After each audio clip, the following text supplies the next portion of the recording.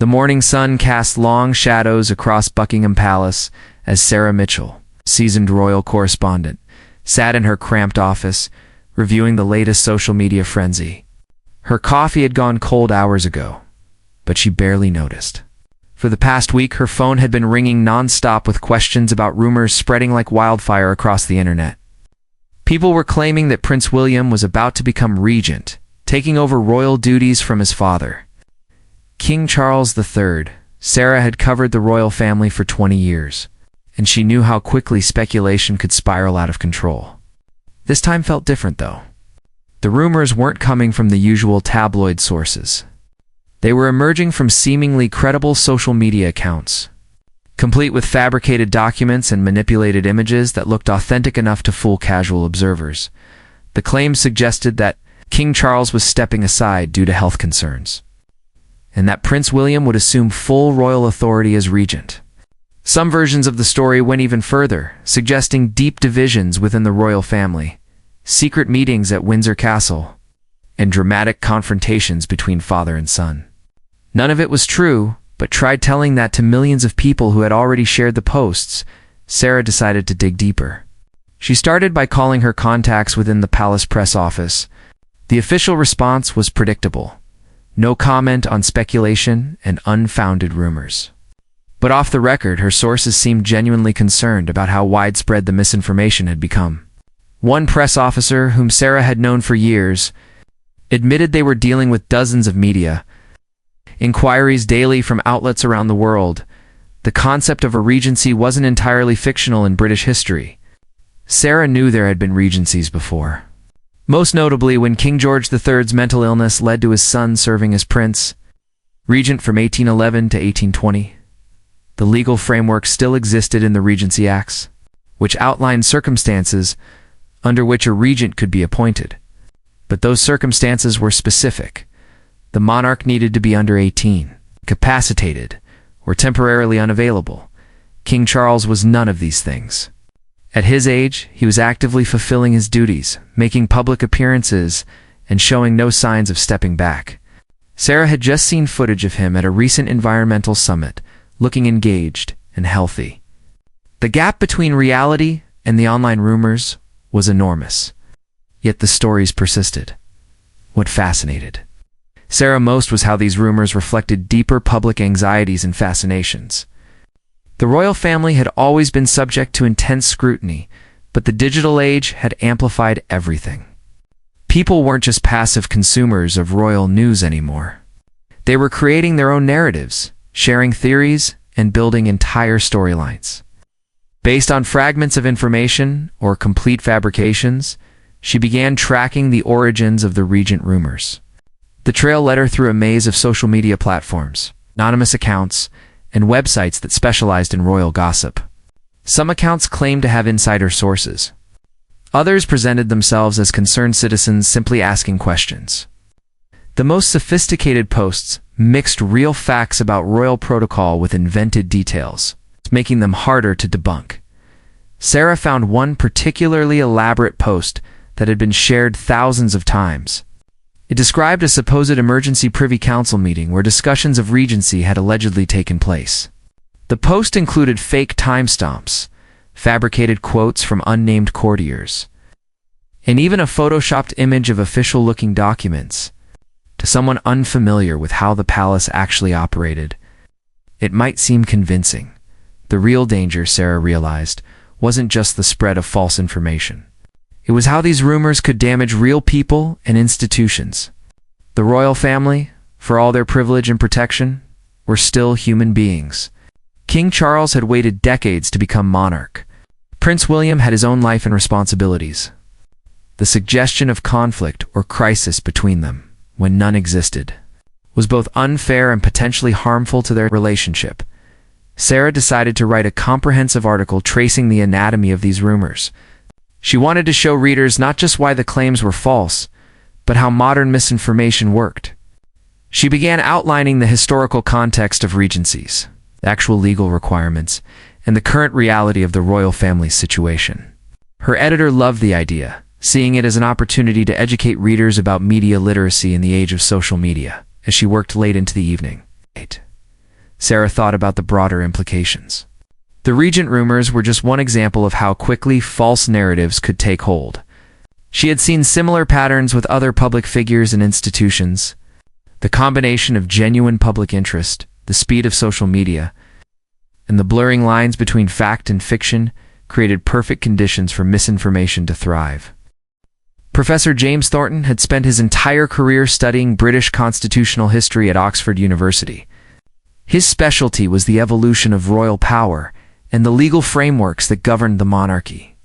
When his graduate student mentioned the Regent rumors circulating online, James initially dismissed them as typical internet nonsense.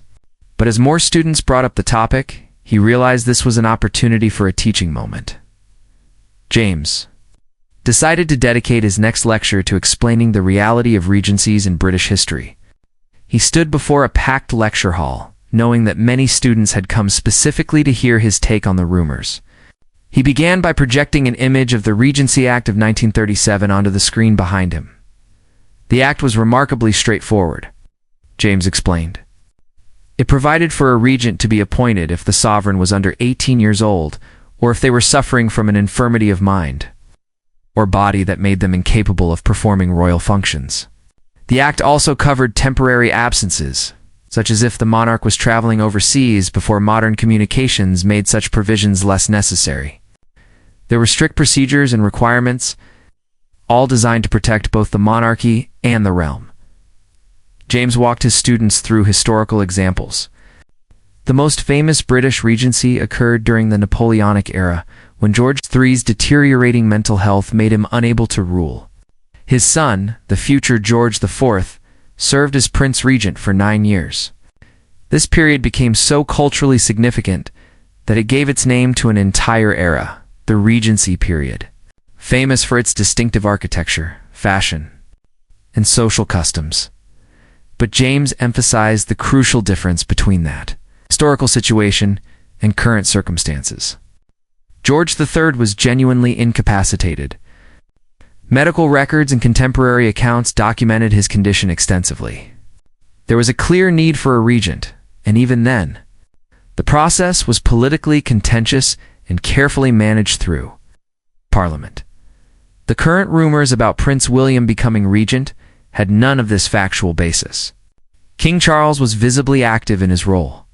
There had been no announcements from Buckingham Palace, no parliamentary discussions, and no constitutional crisis. The entire scenario existed only in the imagination of internet users and content creators looking for dramatic stories. One student raised her hand and asked why people were so quick to believe such rumors.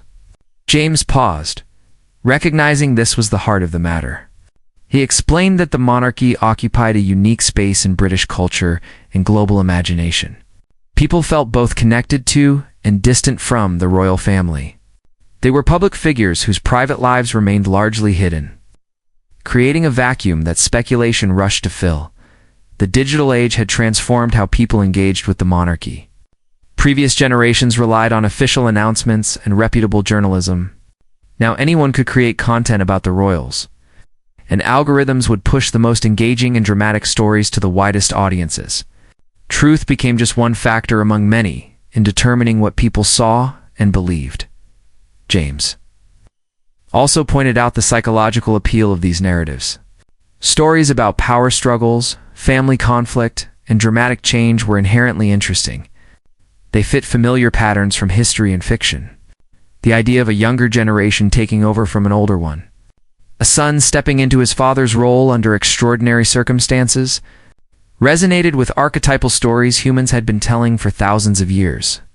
After the lecture, several students stayed to ask more questions. One young woman mentioned that her mother had shared one of the Regent posts on social media, completely convinced it was real news. Another student admitted he had initially believed the rumors because they had appeared on what seemed like credible accounts with large followings. James used these conversations to illustrate a broader point about information literacy. In previous eras, people could rely on certain gatekeepers, established newspapers, official government communications, and recognized experts.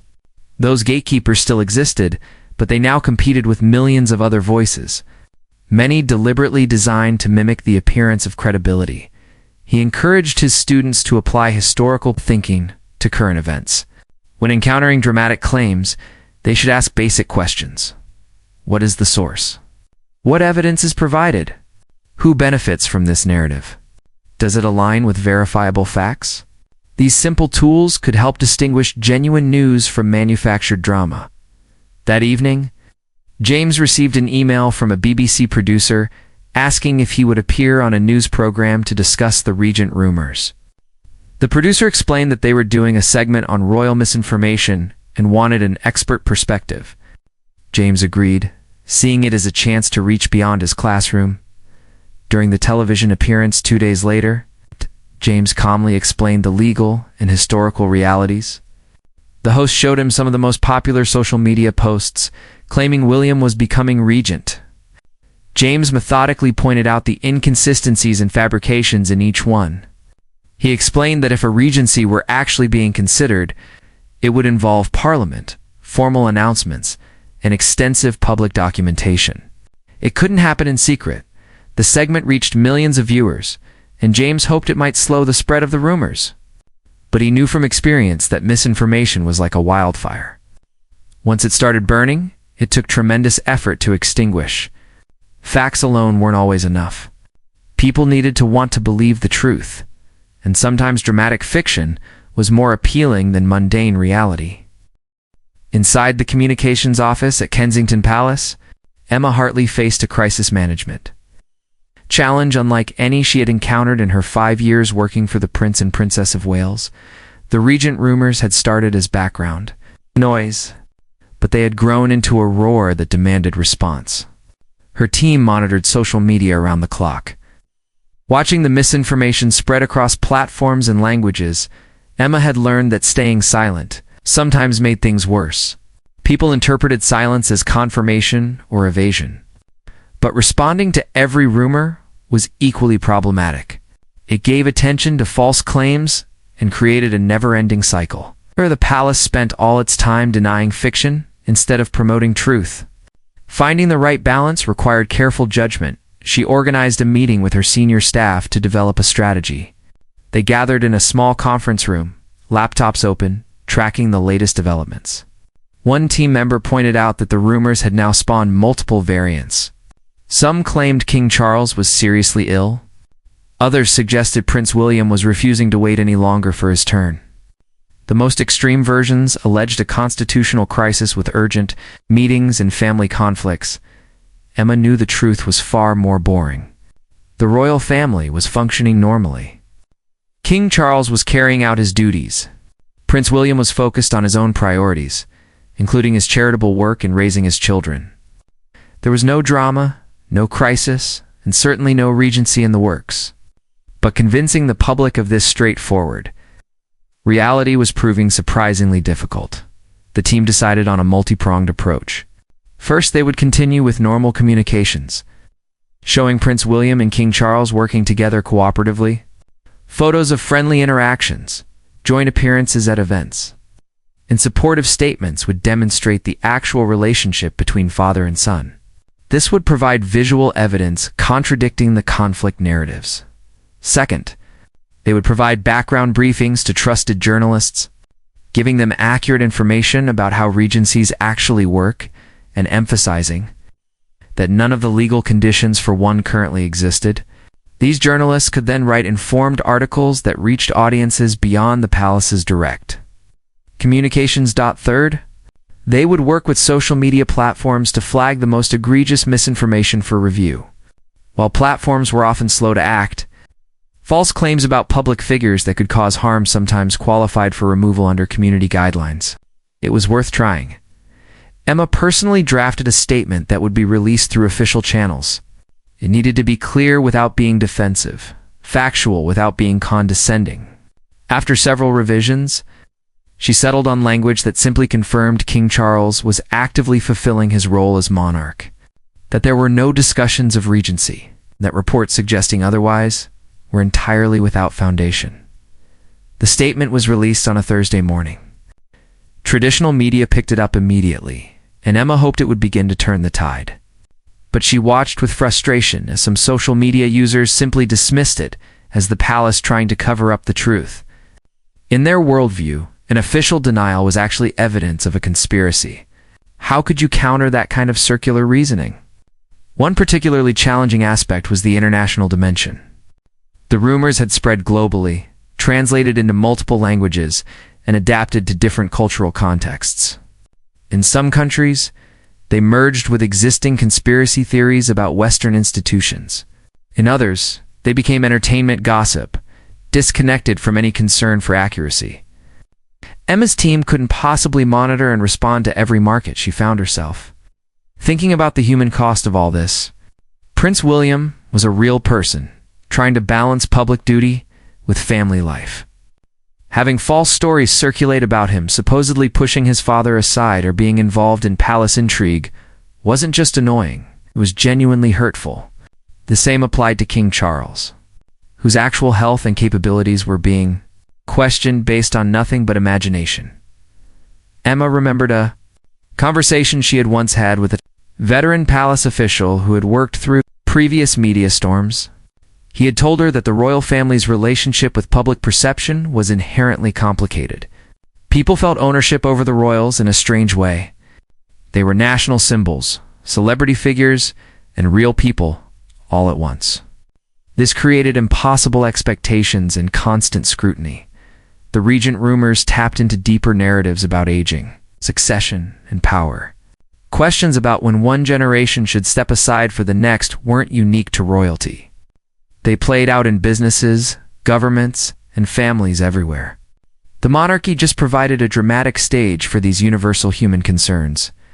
As the days passed, Emma noticed the rumors beginning to lose some momentum. The official statement, combined with continued normal appearances by both King Charles and Prince William, slowly eroded the most extreme claims. But the rumors didn't disappear entirely. They settled into a background hum, ready to resurface whenever new speculation emerged.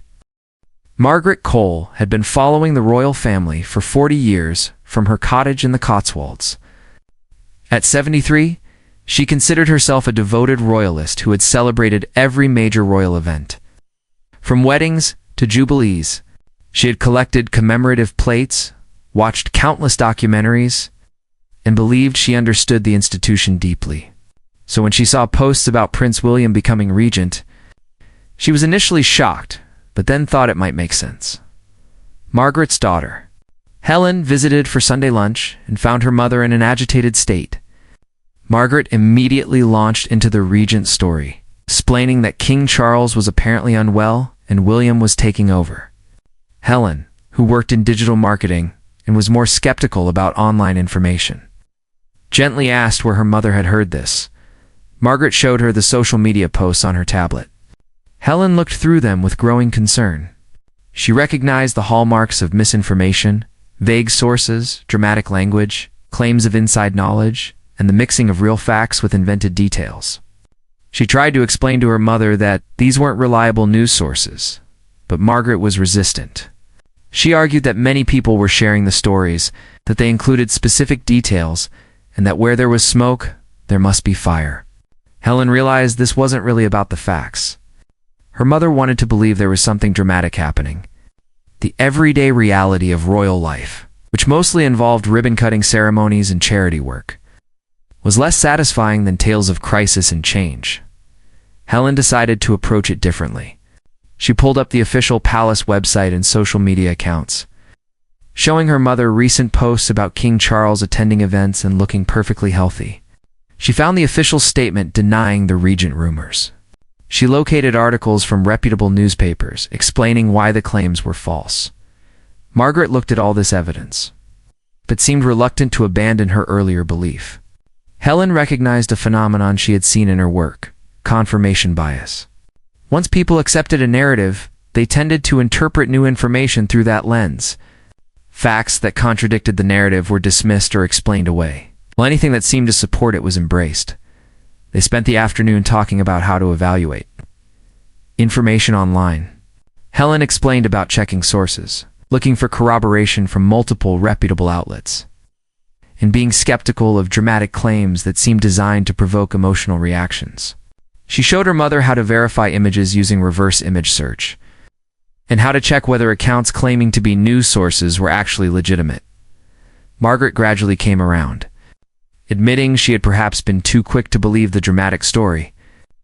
But she also expressed frustration. How was she supposed to know what was real anymore? In her youth, you trusted the BBC and the newspapers. Now there were millions of sources, all claiming to have the truth. It was overwhelming. Helen sympathized with her mother's confusion.